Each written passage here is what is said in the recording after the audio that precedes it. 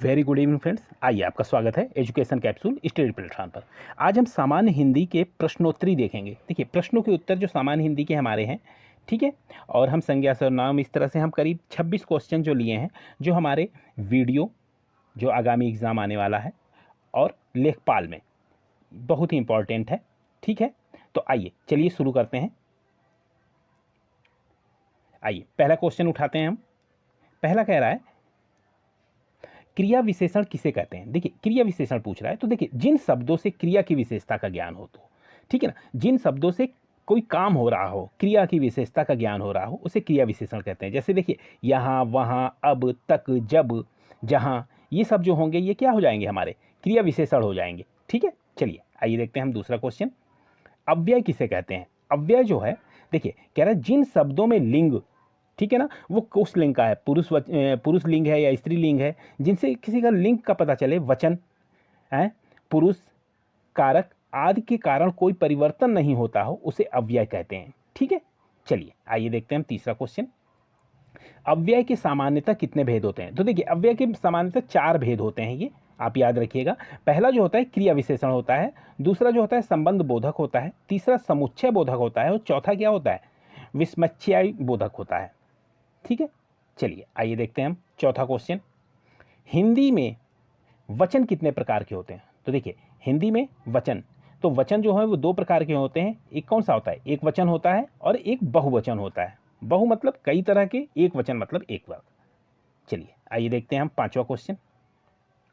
वर्ण किसे कहते हैं। तो देखिए, वर्ण जो है वो मूल ध्वनि, ठीक है ना, कह रहे हैं ना कि मूल ध्वनि जिसका और विभाजन ना हो सके उसे वर्ण कहते हैं। जैसे कोई भी एक अल्फ़ाबेट, कोई भी एक अक्षर जो लिया जाता है, हम म, प, र, य, क, इसमें हम 2 भाग नहीं कर सकते हैं, केवल एक ही रहेगा, तो ये वर्ण है, ठीक है।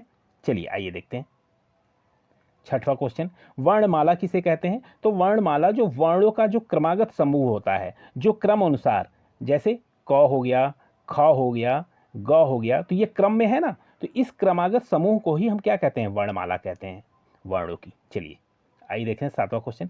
शब्द किसे कहते हैं। तो देखिए, जो 2 वर्णों से या 3 वर्ण मिला लीजिए, उनसे जो शब्द बने, ठीक है ना, जो भी शब्द जिसका कोई अर्थ निकलता हो, ठीक है ना, तो उसे क्या कहते हैं, उसे शब्द कहते हैं, ठीक है। तो शब्द जो हुआ, वर्णों के मेल को ही हम क्या कहते हैं, शब्द कहते हैं। चलिए आइए देखते हैं हम आठवां क्वेश्चन। वाक्य किसे कहते हैं। अब यहां देखिए, वर्णों से मिलके तो शब्द बना ना, वर्ण से मिलके शब्द बना, ठीक है, लेकिन शब्दों से मिलके जो बने वो क्या कहलाता है, वो वाक्य कहलाता है, ठीक है। तो शब्दों का कह रहा है ना, 2 या 2 से अधिक सार्थक समूह जो होता है वाक्य कहलाता है, ठीक। चलिए आइए देखते हैं 9वां क्वेश्चन।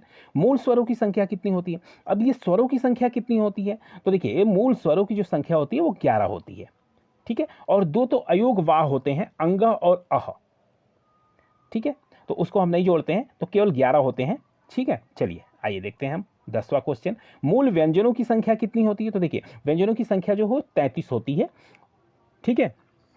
और अगर पूछ ले व्यंजन और स्वर दोनों मिला के कितने होते हैं, तो हमारे कितने हो जाएंगे, 44 हो जाएंगे, क्योंकि 11 उधर और 33 ये, ठीक है। चलिए आइए हम देखते हैं 11वां क्वेश्चन। छ जो है, छत्री वाला जो ये छ है, ये कह रहा है ध्वनि किसके अंतर्गत आती है। तो ये संयुक्त वर्ण के अंतर्गत आती है, ठीक है। चलिए आइए देखते हैं 12वां क्वेश्चन। त्र जो है, कह रहा है किन वर्णों के मेल से बना है। तो त्र जो है, त और र, इन दोनों के मेल से ये त्र बना हुआ है। चलिए आइए देखते हैं हम 13वां क्वेश्चन। ट वर्ण का उच्चारण स्थान क्या है। देखिए, ट का कह रहा है उच्चारण स्थान क्या है। देखिए, तो इसमें क, च, ट, प, ठीक है, तो ये जो है सब क्या है, KTMTO, कंठ, मूर्धा, दंत से, तो इसमें जो है ये ट जो है ये हमारा मूर्धा में आता है। चलिए आइए देखते हैं हम 14वां क्वेश्चन। फ का उच्चारण स्थान क्या है। तो फ का उच्चारण स्थान दंतोष्ठी है, दंतोष्ठी जो है फ का उच्चारण स्थान है।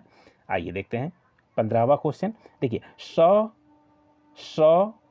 ह, ये व्यंजन जो है उष्म व्यंजन कहलाते हैं, इनको क्या कहते हैं, उष्म व्यंजन हम कहते हैं। चलिए आइए देखते हैं 16वां क्वेश्चन। य, र, ल, व, ये जो व्यंजन है, य, र, ल, व, ये अंतस्थ व्यंजन कहलाते हैं ये, ठीक है।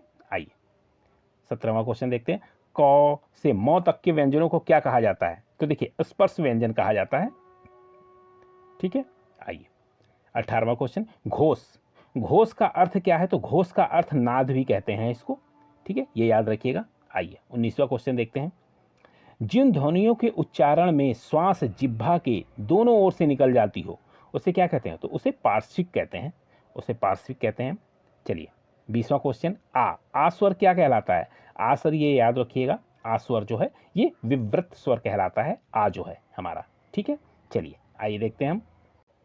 हाँ देखिए, पश्च स्वर, पश्च स्वर क्या है? तो पश्च स्वर जो है वो ई और आ होता है, ये हमारा क्या होता है? ये पश्च स्वर है, ठीक है। आइए चलिए 22वां क्वेश्चन देखते हैं। अग्र स्वर जो है, अग्र स्वर हमारा ए कहलाता है, ए जो है ये हमारा अग्र स्वर है, इसे भी ध्यान रखिएगा। आइए 23वां क्वेश्चन देखते हैं। स्र, श्र व्यंजन किन दो व्यंजनों से मिलकर बना है? तो देखिए श और र, इन दोनों से मिला के हमारा क्या बना है? स्र व्यंजन बना है, ठीक है। आइए अब देखते हैं हम 24वां क्वेश्चन। ड और ढ का व्यंजन वर्ग क्या है? तो मूर्धन्य ड को कहते हैं और उच्छिप्त ड को कहते हैं, ठीक है, मूर्धन्य या उच्छिप्त। चलिए आइए देखते हैं 25वां क्वेश्चन। ओम ध्वनि के उच्चारण से स्वर का कौन सा रूप प्रकट होता है? तो देखिए प्लुत स्वर होता है ओम का। देखिए ओम का जो होता है हमारा वो प्लुत स्वर कहलाता है, क्योंकि इसमें 3 बार होता है, ठीक है ना, ओम, ठीक है, ये होता है ओम, तो ये हमारा क्या है? प्लुत स्वर है। आइए 26वां क्वेश्चन देखते हैं, लास्ट क्वेश्चन है ये हमारा। सघोष वर्णों का सही वर्ग क्या है? तो ड और ढ जो है ये सही वर्ग है सघोष वर्णों का। चलिए धन्यवाद आपका वीडियो देखने के लिए। Thanks for watching.